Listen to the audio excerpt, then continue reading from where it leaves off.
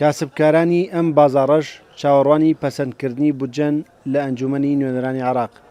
وەک خۆیان دەڵێن هەر گۆڕانکاریەکی سیاسی و ئابووری لە عێراقدا ڕاستەوخۆ کار دەکاتە سەر کار و کەسابەتیان. ئیسماعیل محەممەد نووسینگەی ئاڵۆگۆڕی دراوی هەیە لە سلێمانی، دەڵێت پەسەندکردنی بودجەی عێراق کاریگەری ئەرێنی لەسەر بەرزبوونەوەی بەهای دینار دروست دەکات. میزانێت تەثبیت بێ و لە بانک لە میزانیا بە 130,000 تەثبیت بێ و دوجار سەرۆکی ئەنجومەنی وەزیران و وەزیرەکان دەستکراوە بن لە خزمەت گوزاریەکانیان بۆ دەوڵەت، پێم وایە ئەبێ دۆلارێکی زیاتر بفرۆشرێ، چونکی 100% دۆلاری دەسمایە و ڕئسمالی حکوومەتی عێراقی 100% دۆلارە. ئەی دۆلاریش خۆ ناخرێت جارێکتی بکرێتەوە بازاڕەکان، ئەبێت دۆلار بخاتە بازار و دینار بدا بۆ وەزاریەکانی. ئێستا ئەمە زۆر باشە بۆ حاڵەتەی کە ئەتوانین بڵین زوومەکان لەسەر ئەوەیە کە میزانێت تەثبیت بێت دۆلار دابەسێت. شوان محەممەدیش مامەڵەکارێکی ئاڵۆگۆڕی دراوە و پێی وایە ئەگەر بودجەش پەسەند بکرێت بەهای دۆلار لە بەرامبەر دیناری عێراقی نایەتە خانەی سەدوسیەکانەوە.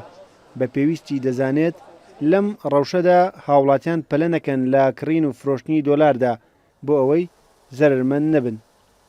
تاکیدیش بن بودجەش پەسەند کرێ بەو دەرەجێدا نابازە کە خەڵک حاڵی بۆ بگاتە 132.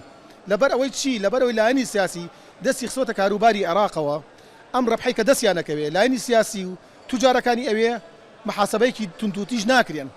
لەبەر ئەوە بەڕاستی تاکید من 100% ئەگەر بودجەش پەسەند کرێ و دەستکاری بانقی ناوەندیش نەکەن بەو ڕێژێدا نابەزێ. لە ماوەی چەند مانگی ڕابردوودا بەرزبوونەوە و نزمبوونەوەی بەهای دیناری عێراقی لە بەرامبەر دۆلار بە شێوەیەک نادڵنیایی لای مامەڵەکاران و هاوڵاتیانیش دروست کردووە. نازانن لەم کاتەی کە ئەنجومەنی نوێنەرانی عێراق خەریکی پەسەندکردنی پرۆژە بودجەیە چۆن مامەڵە لەگەڵ کڕین و فرۆشتنی دۆلاردا بکەن، چونکە لە هەر بەرزبوونەوە و نزمبوونەوەیکی بەهای دۆلاردا هاوشێوەی ڕابردوو بەشێک لە مامەڵەکاران قازانج و بەشێکیشیان زەرەر دەکەن. ڕێبازیوە کورسات نیوز، سلێمانی.